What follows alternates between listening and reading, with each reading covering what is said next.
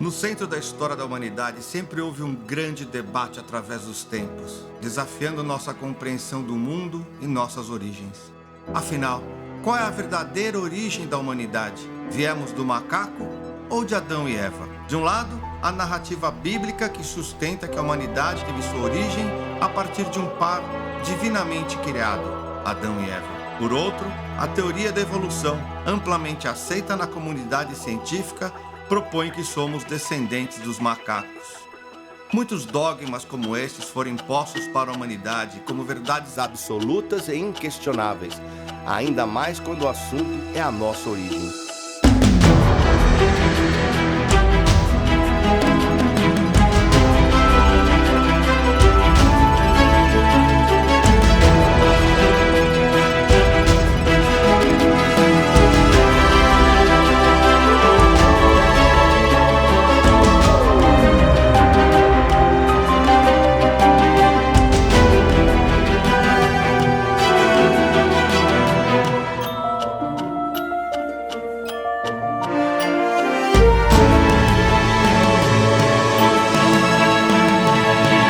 Eu sou Júnior Legrazzi e neste documentário embarcaremos numa jornada surpreendente para explorar os dogmas que envolvem essa e outras questões, como os livros e os momentos da história de Jesus que foram retirados da Bíblia. Dogmas que influenciam nossas crenças profundamente enraizadas e que moldam a nossa visão de mundo.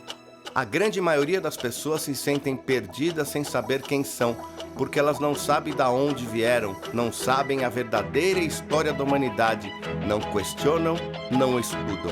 Esse sistema controlador acaba impondo as suas verdades e gera um caos na vida das pessoas e assim elas simplesmente aceitam o que lhe é imposto.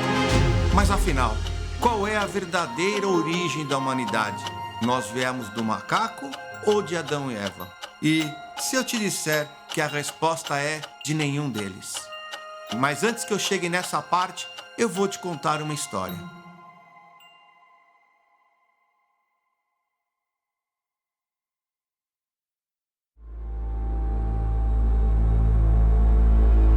Fomos ensinados que certas civilizações humanas surgiram apenas com base na aleatoriedade, onde grupos de reis e caçadores-coletores se reuniram, decidiram se estabelecer no local, construíram impérios e em algum momento da sua história houve um evento que os levou ao colapso.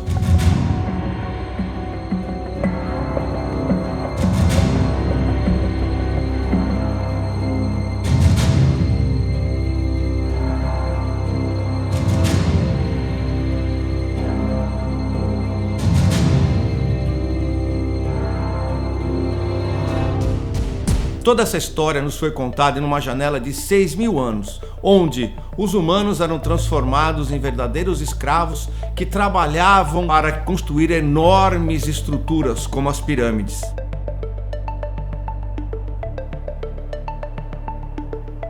Esta é a versão que nos contaram, que eles moviam esses blocos e construíam essas grandes estruturas simplesmente através de trabalho escravo, sem nenhuma tecnologia. De acordo com todas as pesquisas e descobertas realizadas até hoje, pode-se afirmar que as civilizações antigas foram criadas por seres de outro mundo, ou seja, extraterrestres.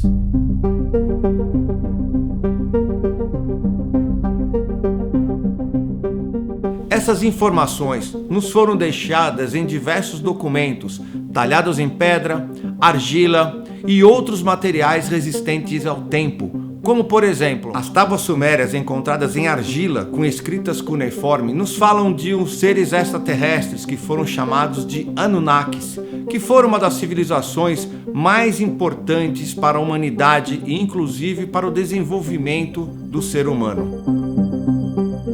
Nas tábuas, dizem que existia dois irmãos que reinavam aqui na Terra, Enki e Enlil. Enki era mais gentil, mais amoroso, mais científico, ele era um mestre geneticista. Enquanto Enlil, seu irmão, era mais militar, mais rigoroso, mais estratégico e reinava através da força. Enki foi o responsável por fazer a mutação do Homo erectus para o Homo sapiens, para criar um ser trabalhador, para minerar o ouro que os Anunnakis tanto precisavam para o seu planeta Nibiru. Posteriormente, Enki realizou mais 2 alterações genéticas no Homo sapiens, tornando um ser humano adâmico. Os Anunnakis eram construtores de civilizações. Eles passavam o conhecimento, que é representado pela pinha, e forneciam as ferramentas necessárias para a governança e a construção das novas civilizações. A pinha e a bolsa são encontradas em diversas culturas como maias, egípcias, hindus e muitas outras ao redor do mundo, onde encontramos evidências de civilizações avançadas perdidas.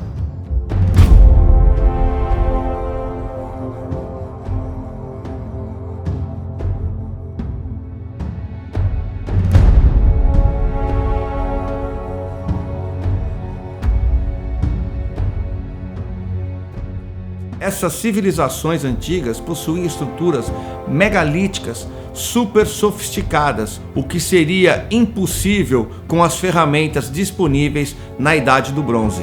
Todos os seres que seguravam essa pinha e essa bolsa, eles eram os guardiões do conhecimento e de como construir as civilizações. Eles foram os responsáveis por construir as civilizações mais avançadas que nós tivemos no nosso planeta.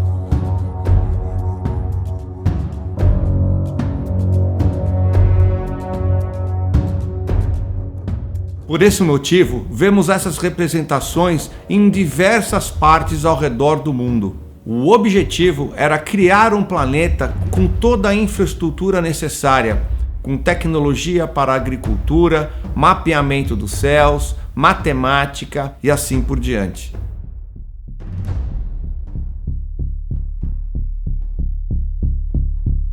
Mesmo com todo esse avanço tecnológico, as evidências mostram que num ciclo de aproximadamente 12.000 anos, um evento catastrófico aconteceu que extinguiu essas civilizações da face da Terra.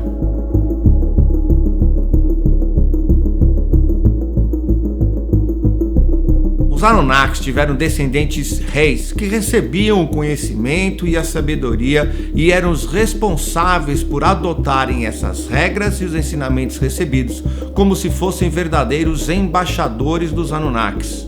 Isso leva ao entendimento que os Anunnakis estavam criando uma civilização de realeza para a sociedade humana, seguindo a sua imagem, sua semelhança e a sua mentalidade. À medida que expandimos nossa visão do universo, começamos a reconhecer a vastidão do cosmos e a compreender que não estamos sozinhos. As fronteiras da nossa compreensão estão se expandindo e cada vez mais pessoas estão abrindo suas mentes para a possibilidade de uma presença extraterrestre. Esse despertar da consciência nos leva a questionar, explorar e buscar respostas além do que nos foi ensinado. Embora ainda haja muito a ser descoberto, estamos no limiar de uma nova era de descobertas e encontros interplanetários. Temos também a lista dos reis sumérios, que foi encontrada no Iraque em 1800, onde mostram textos que indicam a realeza, os seus governantes e também por quanto tempo eles governaram. O interessante é que encontramos reis que governaram por períodos extremamente longos, como por exemplo o rei Alulin, o primeiro governante de Eridu, que governou por 28.800 anos. Também está escrito que quando a realeza desceu do céu, ela se estabeleceu em Eridu, a primeira cidade construída no planeta Terra. Esse lugar, no deserto da antiga Mesopotâmia, continua inexplorado, sem nenhuma barreira, sem nenhuma proteção ou segurança. Ele foi apenas investigado uma única vez por um grupo da Universidade de Oxford, que ficou ali por poucos dias e simplesmente largou o sítio arqueológico. Isso nos leva a entender que o que descobriram em Eridu vai contra tudo o que nos foi ensinado até o dia de hoje, destrói toda essa narrativa e por isso desejam que ela fique esquecida no tempo.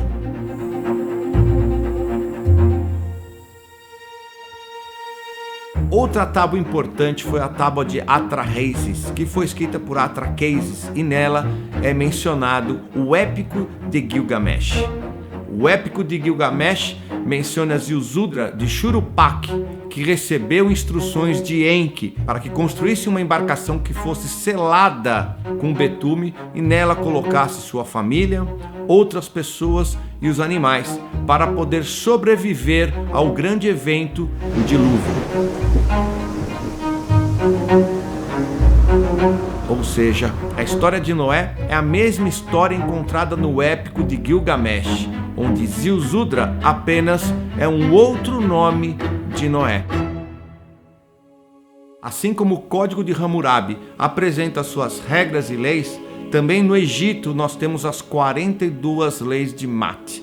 Já nas religiões abraâmicas, nós temos os 10 mandamentos de Moisés. Então, como nós podemos ver, sempre houveram informações, regras e leis que eram passadas de gerações em gerações no intuito de ajudar a civilização humana a aprender como evoluir.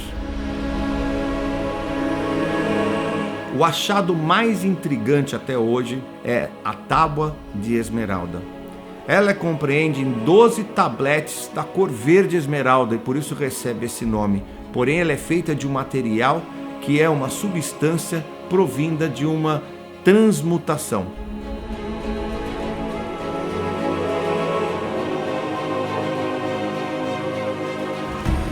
A Tábua de Esmeralda foi escrita por Thoth, o deus egípcio do conhecimento, da sabedoria e da alquimia. Os buscadores de conhecimento e sabedoria estudaram a Tábua de Esmeralda na tradição hermética até 1925. O hermetismo é a tradição de estudo e espiritualidade através dos escritos de Hermes, um outro nome de Thoth, considerado um ser que não era deste mundo. Evidências físicas e escritas deixadas na Terra comprovam a existência de uma força extraterrestre, de uma força alienígena que influenciou poderosamente a humanidade.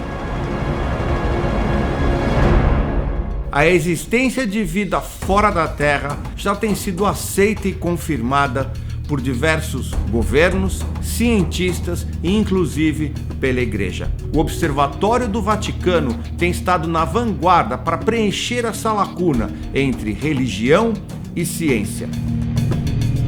Em uma conferência anual realizada pela Igreja Católica, mais precisamente em 2009, 2011 e 2014, eles afirmaram a possibilidade da existência de vida extraterrestre. Há poucos anos atrás, o que se sabia sobre vida extraterrestre era a partir do que se via na TV, em filmes. Na verdade, eles sempre tiveram o intuito de manipular e distorcer a realidade, criando sempre uma ilusão do que existe de fato, além do que os nossos olhos físicos conseguem enxergar, além do que as nossas tecnologias conseguem captar e principalmente o que a nossa ciência consegue comprovar. Hoje, graças ao movimento de expansão da consciência que vem acontecendo em todo o planeta, as pessoas já mudaram bastante suas crenças em relação à vida extraterrestre. Para os despertos, a dúvida já não é mais se existe ou não vida extraterrestre, sim quando nós teremos contato consciente com essas civilizações.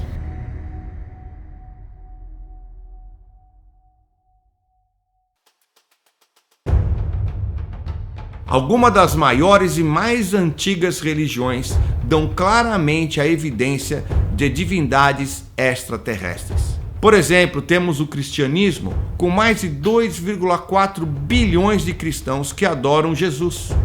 E Jesus diz em suas passagens: vós sois de baixo, eu sou de cima, vós sois deste mundo, eu não sou deste mundo. João capítulo 8, versículo 23. O islamismo, com 1,8 bilhões de muçulmanos, acreditam que o profeta Maomé, quando estava meditando na caverna de Hira, recebeu a visita do anjo Gabriel, aquele que desceu do céu.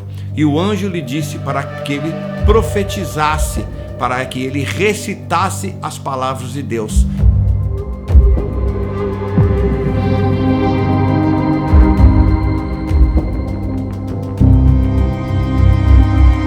O judaísmo, com 14 milhões de judeus, possui no Velho Testamento diversas passagens que falam de seres que vieram de outro mundo, como por exemplo os seres extraterrestres que visitaram Ló, irmão de Abraão, e que o avisaram para deixar a cidade de Gomorra e Sodoma. O profeta Elias, que ascendeu aos céus em uma carruagem de fogo. E aí ainda temos a passagem de Ezequiel, que relata claramente a avistagem de uma nave espacial quando ela aterrissou e de dentro saíram 4 seres com formas humanoides. Essas são apenas algumas passagens de muitas encontradas no Velho Testamento. O hinduísmo, com 1,15 bilhões de hindus que acreditam em diversas divindades extraterrestres que eles consideram como deuses. E o budismo, com 521 milhões de budistas que acreditam em vários deuses que não são deste mundo. Apesar deles não adorarem nenhum deus especificamente, eles acreditam sim que existe uma força fora do nosso planeta que exerce uma grande influência na humanidade.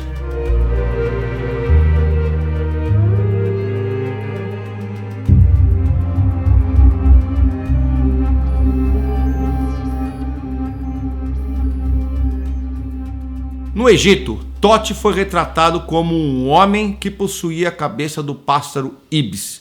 Ele segurava na mão Enki, que era o símbolo egípcio da vida eterna. Na outra mão, ele possuía papiros, porque ele era considerado o inventor da linguagem e da escrita. Com o tempo, a civilização egípcia declinou, e neste momento, Tote partiu para a criação de uma nova civilização, a Grécia Antiga, renomeando-se Hermes. Na Grécia Antiga, Hermes era considerado filho de Zeus e era retratado como um homem jovem, nu, de corpo atlético e possuía sandálias mágicas aladas que lhe conferiam agilidade e rapidez. Seu símbolo era um bastão com 2 serpentes entrelaçadas e 2 asas, que recebeu o nome de caduceu. Como Tote e Hermes eram a mesma pessoa, e além disso, Xiquetete, então ele recebeu o nome de Hermes Trismegistus, que significava Hermes 3 vezes maior. Nos 12 tabletes da Tábua de Esmeralda, uma tábua é muito conhecida, porém, os outros 11 tabletes de esmeralda possuem passagens muito importantes escritas por Tote, como por exemplo essa daqui que diz: Eu, Tote, o Atlante, mestre dos mistérios, guardião dos registros, rei poderoso, mágico, vivendo de geração em geração, prestes a passar para os salões de Amente. Esses registros da poderosa sabedoria da grande Atlântida, estabelecidos para a orientação daqueles que virão depois. Na grande cidade de Ker, na ilha de Undal, em um tempo distante, começo esta encarnação. Nessas passagens, podemos ver claramente que Tote está falando sobre reencarnação e regeneração física. Nós encontramos um texto muito semelhante na Bíblia, em Coríntios 2, capítulo 5, versículos de 2 a 7, que diz: Estamos cansados em nosso corpo atual e desejamos vestir nossos corpos celestiais como roupas novas, pois vamos vestir corpos celestiais.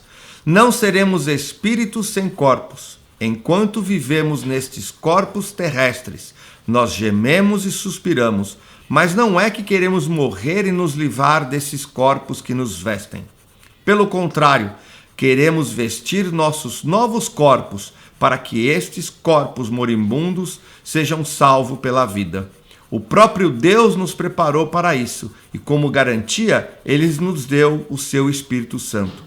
Portanto, estamos sempre confiantes, embora saibamos que, enquanto vivermos nestes corpos, não estaremos em casa com o Senhor, porque vivemos crendo e não vendo. Em outra tábua, Tote diz o seguinte: não como os pequenos homens da era atual, os poderosos da Atlântida vivem e morrem, mas de Acon em Acon renovam a sua vida nos salões de Amente, onde o rio da vida corre eternamente. Essa passagem é muito semelhante naquela que Jesus, no livro do Novo Testamento, em João capítulo 7, versículo 38, diz: quem crer em mim, como diz a Escritura, do seu interior fluirão rios de água viva. Tem ainda uma outra passagem de Tote que é muito interessante e ela diz o seguinte: 100 vezes 10 desci o caminho escuro que conduz à luz, e quantas vezes subi das trevas para a luz, minha força e poder se renovaram.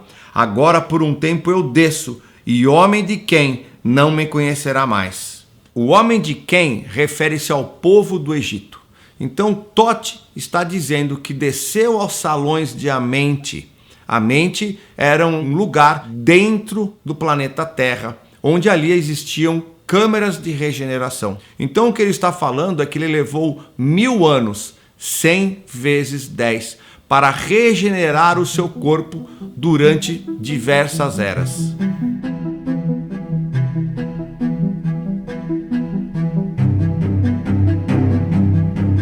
Os estudos mais recentes mostram a similaridade dos textos antigos encontrados na Tábua de Esmeraldas e os textos encontrados na Bíblia.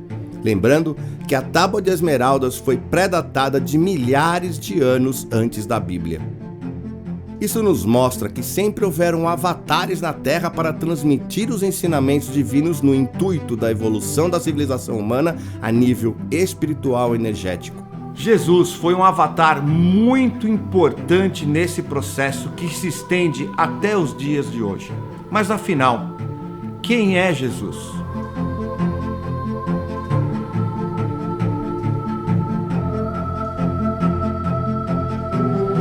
Jesus foi um grande professor para todos nós aqui na Escola Terra, muito especial e importante nesse processo que se estende até os dias de hoje. Uma consciência tão elevada que se chama Sananda se dispôs a encarnar como humano aqui na Terra com todas essas limitações deste planeta de terceira dimensão para ensinar nossas almas a evoluírem e para nos ensinar como sermos os melhores humanos possíveis. Tudo que a grande maioria das religiões fazem hoje em dia não tem nada a ver com o que o Jesus veio nos ensinar. Ele veio reforçar ensinamentos que já estavam sendo passados anteriormente conforme os registros deixados. Se tem algo que Jesus veio nos ensinar foi praticar os 4 sentimentos divinos, que são o amor, a compaixão, o perdão, o respeito. Ao encarnar como humano, ele teria as dificuldades de um ser na terceira dimensão, como o véu do esquecimento, os 5 sentidos limitados à matéria, as emoções, as condições sociais e morais, as tecnologias daquela época e os desafios impostos pelo sistema de controle. Ao nascer na Terra, ele recebeu o nome de Yeshua, que em hebraico-aramaico significa o Salvador ou a salvação. No século 3 depois de Cristo, 72 rabinos judeus helenistas traduziram os textos do hebraico para o grego, dando assim origem à primeira Bíblia grega, que se chamou Septuaginta. Nesse processo, Yeshua passou a se chamar Iesus, inclusive nas versões em inglês, tanto da Grande Bíblia em 1539, assim como na primeira versão da Bíblia King James em 1611.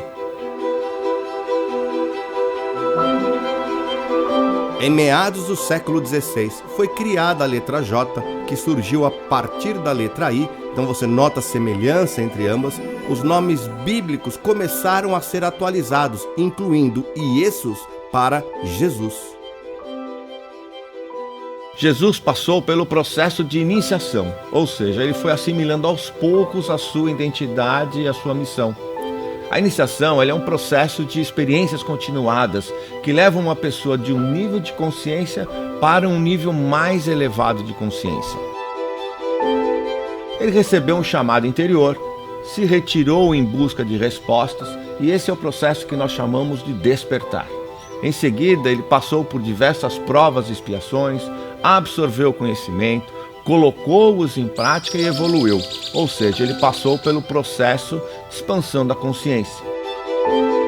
Chegando ao ápice, ele iniciou o compartilhamento dos seus aprendizados com os demais, e é o que hoje nós podemos chamar de trabalhador da luz. Ele, que era um espírito evoluído de dimensões elevadas, veio e enfrentou todos os desafios. Agora, quantas almas estão aqui e se esqueceram de quem são? Quem sabe você é um espírito evoluído, porém que nesse momento está aqui apenas sobrevivendo pelo planeta, desacreditado de tudo. Quem sabe você, como alma, vem se preparando há milênios para estar aqui agora nesse planeta Terra, passando pela transição planetária para ser um operário importante nisso tudo, nesse projeto, na construção de uma nova Terra e de uma nova sociedade. Jesus, ele nos mostrou a cura energética através das mãos. Aí vem a ciência e desvalida. Jesus ensinou amor incondicional. Aí o sistema vem e divide, criando condições para amarmos o próximo. Jesus não veio para ser uma religião, mas a ganância do ser humano através das religiões se apropriaram dele. Jesus não veio nos ensinar que o nosso contato com Deus e as nossas experiências espirituais fossem condicionadas somente através de uma religião e de uma Bíblia. Mas aí vem algumas lideranças religiosas dizendo que não, que você precisa deles, que somente através deles você se conectará com Deus. Condicionam a evolução espiritual de um ser cósmico que somos a apenas uma doutrina e uma Bíblia. E tudo que foge disso é abominado, não é de Deus.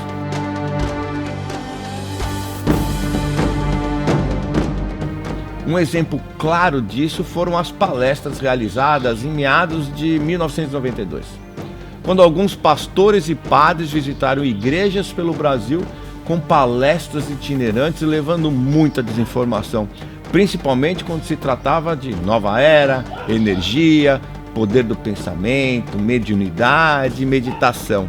Eles promoveram uma grande corrupção simbólica. Pode pesquisar no YouTube que vocês vão achar. É um padre, um pastor falando a mesma coisa, a mesma narrativa que os espertos olham e veem na hora, que são sinais visíveis de manipulação. Por isso que tanta gente não desperta, tem o preconceito com tudo isso que eu falo, e por isso que muitos acham que quando uma pessoa desperta, ela está enlouquecendo. Neste processo iniciático, os ensinamentos foram através da cultura judaica, egípcia, tibetana e indiana, para que Jesus conseguisse alcançar a sua consciência máxima. Jesus teve a sua infância onde, com o auxílio da sua mãe Maria, ele foi despertando aos poucos, conforme nós encontramos em Lucas, capítulo 2, versículo 40. E o menino crescia, tornava-se robusto, enchia-se de sabedoria e a graça de Deus estava com ele. De acordo com o Evangelho de São Mateus, a Sagrada Família, que era Jesus, Maria e José, fugiram para o Egito com medo que o imperador Herodes matasse Jesus. Essa epopeia durou em torno de 3 anos e meio. Em Mateus capítulo 12, versículos 13 a 23, ele diz: Um anjo do Senhor apareceu em sonhos a José e disse: Levanta-te, toma o menino e sua mãe e foge para o Egito. Fica lá até que eu te avise, porque Herodes vai procurar o menino para o matar. José então levantou-se durante a noite, tomou o menino e sua mãe e partiu para o Egito. Com a morte de Herodes, o anjo do Senhor apareceu em sonhos a José no Egito e disse: Levanta-te, toma o menino e sua mãe e retorna à terra de Israel, porque morreram os que atentavam contra a vida do menino. José então levantou-se, tomou o menino e sua mãe e foi para a terra de Israel.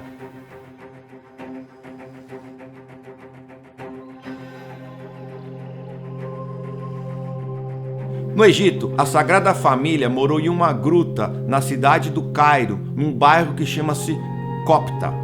Sobre essa gruta foi construída uma igreja que chama-se a Igreja de São Sérgio e que é visitada por milhares de pessoas todos os anos. Em 1901, o escritor Ousley publicou o Evangelho dos 12 Santos. A origem desta publicação foram os documentos encontrados no mosteiro budista Remis pelo russo Nikolai Notovitch em 1877, onde ele descreve essa passagem da vida de Jesus desconhecida. De acordo com os manuscritos tibetanos, Jesus viveu dos 13 aos 28 anos no Tibete, nas montanhas do Himalaia e na Índia, onde viveu entre monges, santos e sábios. Jesus havia deixado a sua casa em Jerusalém para ir para o Tibete, fugindo do seu noivado. Ele tinha apenas 12 anos de idade e naquela época a tradição é que os meninos tornavam-se noivos aos 13 anos de idade. No Tibete, Jesus aprendeu a cura através da energia das mãos, o que nós conhecemos hoje como Reiki, e também aprendeu o Qigong, que é uma prática integrativa complementar da medicina tradicional chinesa, com alto índice de reconhecimento pelos seus excelentes resultados a nível de saúde energética. Depois, temos o conhecimento de que Jesus partiu para a Índia, onde ele aprendeu as artes místicas e os ensinamentos sobre a reencarnação. Em 1947, na Cisjordânia, foram descobertos mais de 600 manuscritos datados do século III a.C. e do ano 68 depois de Cristo. Esses manuscritos receberam o nome de Pergaminhos do Mar Morto e hoje eles se encontram no Museu de Jerusalém.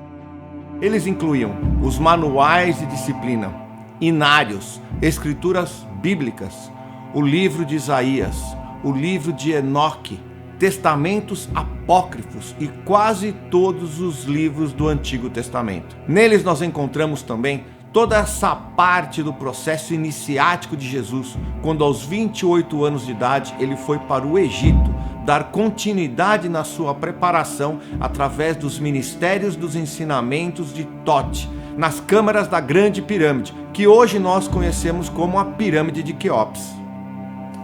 Aos 32 anos, Jesus retorna para Jerusalém e também retorna para a Bíblia. Então, quando vemos todas essas informações, vem a pergunta: mas o que aconteceu? Na minha Bíblia não existe essa história de Jesus dos 12 aos 32 anos de idade.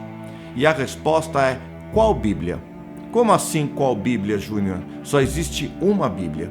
E este é um grande equívoco das pessoas, pois é mais um dogma da igreja, dizendo que só existe uma Bíblia. A Bíblia é uma coleção ou uma compilação de livros sagrados, contendo histórias, doutrina, códigos e tradições que guiam os cristãos, baseados na tradição judaica, que é o Velho Testamento, e na divulgação do Evangelho, que é o Novo Testamento. A Bíblia foi escrita por cerca de 40 homens, num período aproximadamente de 1.600 anos. O primeiro livro foi o Gênesis, escrito no ano de 1445 a.C., e o último livro é o livro do Apocalipse, que foi escrito entre os anos de 90 a 96 depois de Cristo. A Bíblia foi escrita primeiro em hebraico, depois aramaico. Do aramaico ela passou para o grego, do grego para o latim, do latim para o inglês, e só depois ela foi traduzida para todas as outras línguas, inclusive o português. Os escribas eram os responsáveis por fazer toda essa tradução, e naquele momento eles tinham a permissão de poder adicionar texto, excluir texto e manipular o texto. E inclusive existia muita confusão entre as nomenclaturas hebraicas e aramaicas. Somente no cristianismo nós temos 5 Bíblias: a católica, a hebraica, a judaica, a ortodoxa e a protestante. Cada religião criada tinha na sua época uma necessidade, uma interpretação e também um sistema de hierarquia.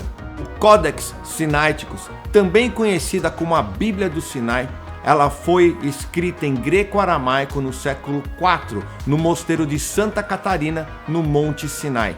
Acredita-se que ela foi encomendada pelo imperador Constantino quando ele se converteu ao cristianismo.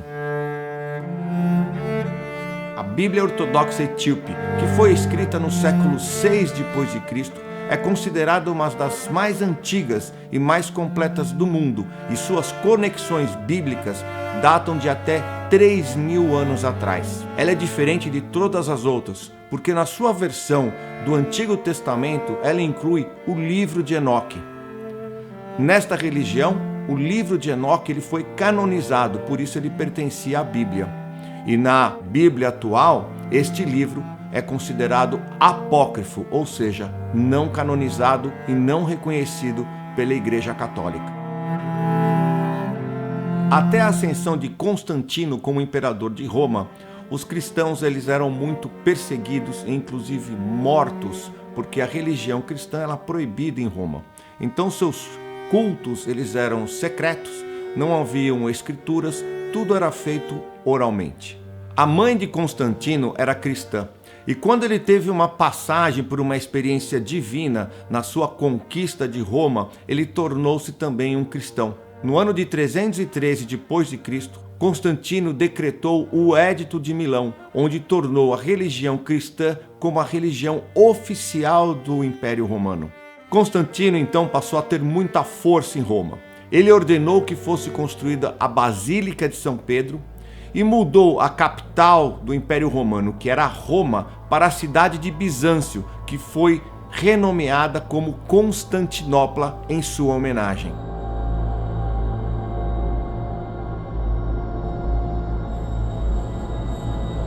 Os bispos passaram a ter um poder espiritual e moral e tinham ainda o poder da decisão.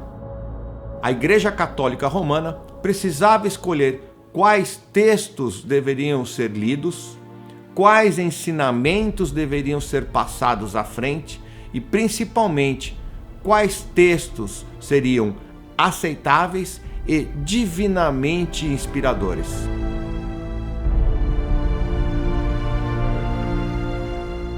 A igreja começou a se organizar sob 3 pilares: o cânon, o credo e a apostolicidade.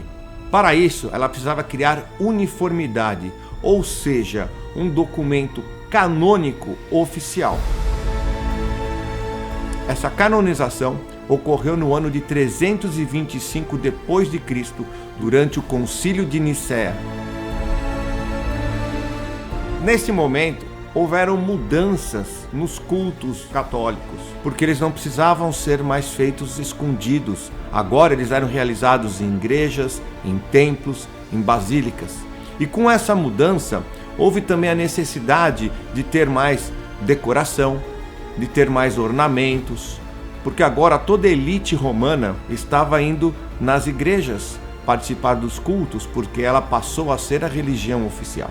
A nova religião romana, a católica romana, agora precisava criar uma estrutura hierárquica e ela tomou base como a estrutura do Império Romano.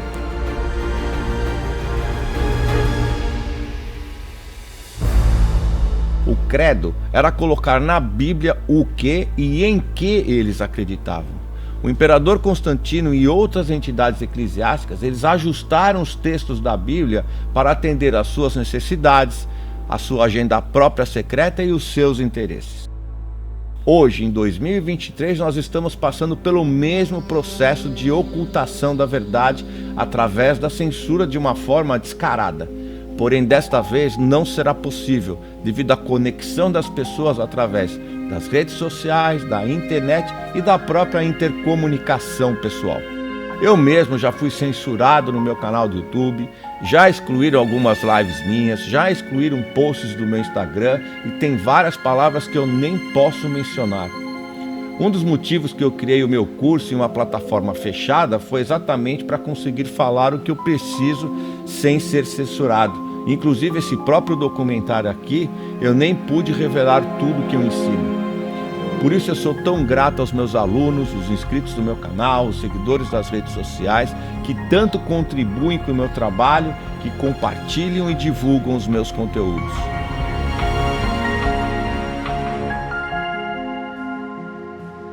A Bíblia King James foi uma tradução inglesa da Bíblia em favor da Igreja Anglicana, sob as ordens do rei James I, no início do século XVII.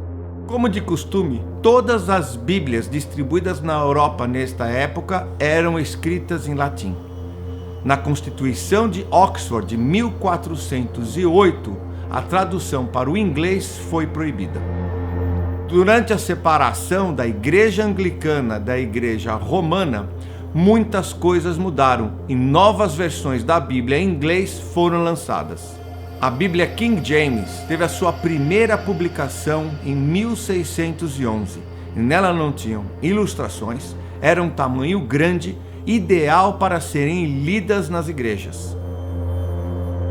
A Bíblia King James adquiriu fama rapidamente e foi a obra mais publicada na língua inglesa até os dias de hoje. Curiosamente, a Bíblia King James tem 66 livros, a Bíblia Católica tem 73 livros e a Bíblia Ortodoxa Etíope tem 81 livros. Isso fica claro que muitos ensinamentos foram retirados da Bíblia atual. E isso mostra claramente a discrepância da quantidade de informações e escrituras contidas nas Bíblias. Como acabamos de ver, a Bíblia não é um livro, e sim um compilado de escrituras e testamentos que datam até 1400 a.C. Levando em consideração todas as traduções de idiomas durante esse longo período de tempo, mais a manipulação de textos, alguns sendo excluídos, outros incluídos e outros alterados, nos mostra claramente que a Bíblia oferece uma difícil leitura e entendimento. Esse fator foi crucial para que diversas interpretações fossem realizadas e dessa forma nascessem muitas ramificações na religião cristã.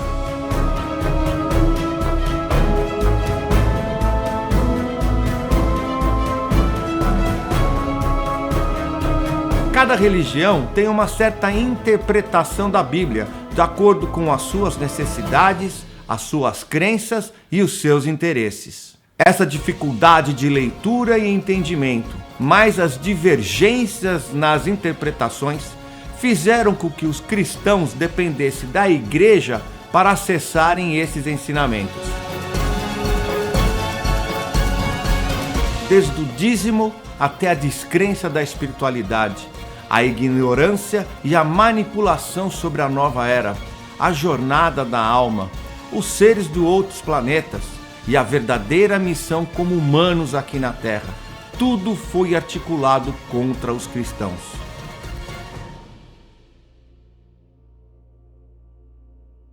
Isso não é um ataque contra a igreja, e sim a história sendo contada como ela de fato aconteceu.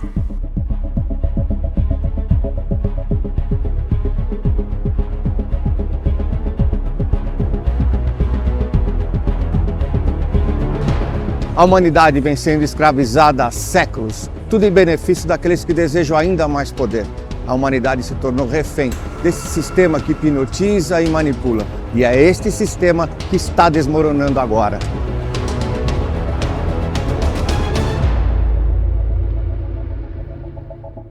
Estamos passando por um momento de grandes revelações, onde vemos o Vaticano envolvido em diversos escândalos. Isso agora está muito claro e está sendo mostrado em filmes, documentários e séries que podem ser acessados por qualquer um.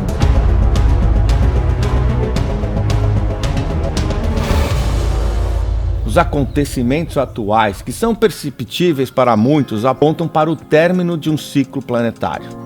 Cada dia traz consigo mais informações para aqueles que estão dispostos a observar e ouvir, que buscam expandir a sua consciência, ampliando a sua visão do que de fato está acontecendo no mundo. Todas essas informações apontam para a mesma direção, revelando que estamos de fato vivenciando uma grande mudança no nosso planeta. Uma nova Terra está surgindo e com ela uma nova humanidade. Estamos passando pelo Apocalipse, e quando se fala em Apocalipse, logo vem em nossas mentes medo, destruição, o fim da humanidade, mais um dogma que foi colocado na mente das pessoas através de filmes, de livros, de séries e de crenças. A palavra Apocalipse tem origem na palavra grega apocalípticos, que significa ação de descobrir ou revelação. Ou seja, a palavra Apocalipse não significa destruição, e sim revelações. As crenças baseadas no medo foram extremamente prejudiciais para a humanidade. A limitação da consciência e o véu do esquecimento fez com que as pessoas pensassem que nada positivo poderia acontecer. Em vez disso, foi infundido na cabeça das pessoas que o Apocalipse seria o Armagedon, onde haveria a extinção da humanidade e a destruição total do nosso planeta. Mas agora existe o entendimento necessário, principalmente para aqueles que já passaram pelo despertar, dando assim mais conforto, segurança e esperança para um futuro muito melhor. Isso tudo são sinais da transição planetária, que é um evento físico, astronômico, e não apenas um evento limitado ao nosso planeta, e sim uma transição de todos os sistemas solares e estelares da nossa galáxia. Nosso sistema solar gira em torno do Sol central de Alcione, e esse ciclo leva 25.920 anos. No dia 21 de dezembro de 2012, esse ciclo se completou. Nós demos uma volta completa ao redor do Sol de Alcione, e essa medição também era chamada de Calendário dos Maias. Por isso, nesse período, tanto se falou do calendário maia, que era o fim do calendário, ou seja, o fim do mundo, mas na verdade era apenas o fim desse ciclo. E isso também culminou com outro evento, que era o final de uma era, o final da era de peixes para o início da era de aquários. Desde 2012, a Terra vem recebendo muito mais energia, porque ao entrar na era de aquários, ela também entrou dentro de um feixe de fótons, que é chamado cinturão de fótons, que cruza o sistema estelar de Alcione. Com isso, as energias estão sendo muito mais intensas desde 2012. Essa energia do cinturão de fótons, ela faz com que a frequência vibracional energética aumente, não só dos planetas, mas de todos os seus habitantes, seja no reino vegetal, no reino animal, no reino hominal e no reino espiritual. E é por isso que nós dissemos que a Terra está indo para a quinta dimensão. Essa energia tem promovido uma grande mudança na Terra, e tudo aquilo que não for compatível com essa frequência elevada vibracional não poderá existir mais no nosso planeta, que está passando agora de um planeta de expiações e provas para um planeta de regeneração.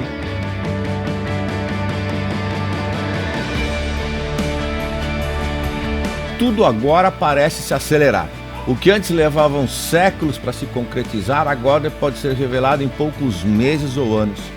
O Apocalipse, que antes causava tanto medo, agora começa a trazer confiança, pois nada mais é do que a revelação daquilo que já estava oculto. É como se fosse uma janela se abrindo para que a luz pudesse iluminar o ambiente e mostrar a realidade que antes nós não conseguíamos ver. Essa luz dissolve os véus um a um, e as consciências humanas começarão a se lembrar de tudo. Lembrarão de quem são, de onde vieram, do que vieram fazer aqui. Lembrarão até das suas vidas passadas e terão ainda conhecimento do futuro. Ativarão todo o conhecimento inato que trouxeram ainda dos tempos em que essa consciência estava integrada à sua superalma. Será um tempo de verdadeiras revelações. E você vai descobrir por que o Apocalipse vai libertar a humanidade e não destruí-la.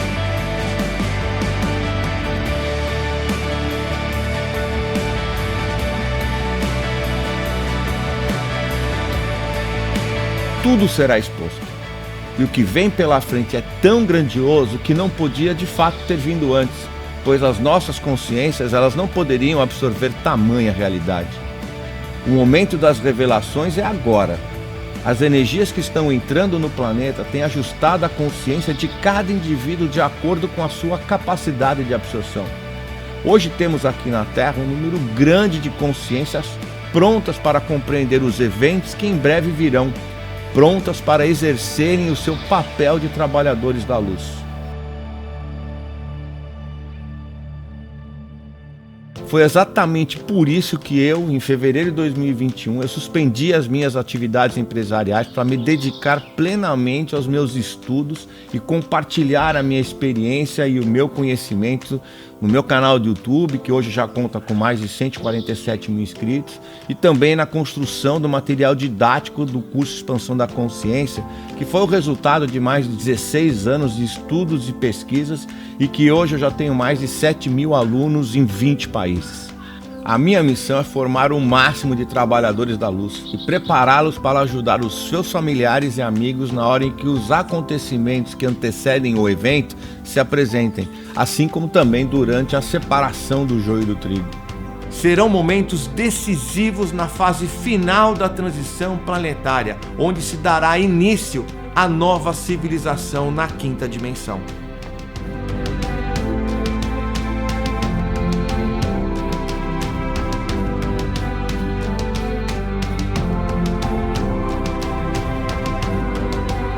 Um despertar em massa está acontecendo em todo o planeta, e aqueles que já despertaram do sono profundo da ilusão da Matrix estão formando um grande exército e orientarão os demais.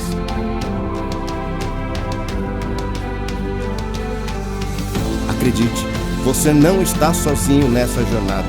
Há uma energia coletiva, uma comunidade de buscadores que estão se unindo em busca da verdade. A verdade que está além do que é aceito, além do que é conhecido. Essas pessoas são os mensageiros da nova era, que buscam se libertar do sistema controlador que nos engana, que exploram as profundezas da existência e se conectam com a essência divina que pulsa em seu interior.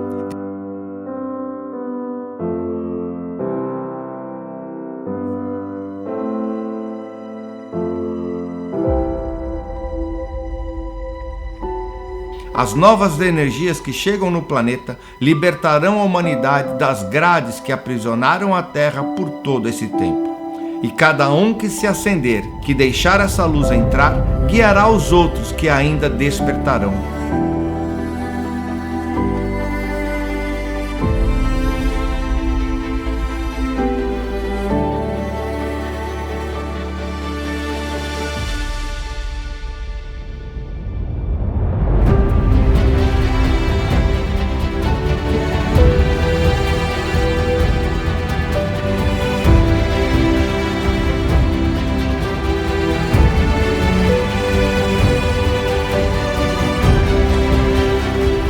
É hora de transcender as barreiras do que nos foi ensinado e buscar uma compreensão muito mais ampla.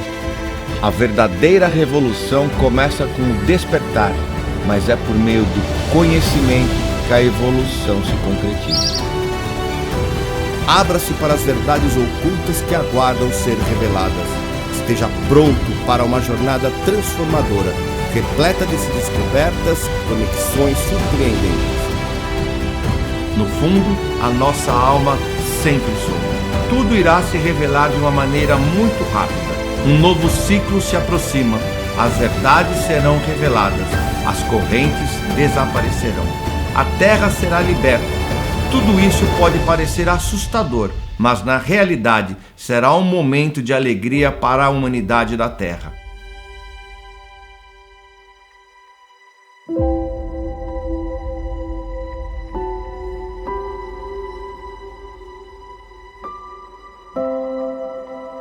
Tudo foi anunciado por nosso grande mestre Sananda, que se fez humano somente para nos trazer a mensagem consoladora de que um novo tempo chegaria e que uma nova terra surgiria. E como disse Jesus, e conhecereis a verdade, e a verdade vos libertará.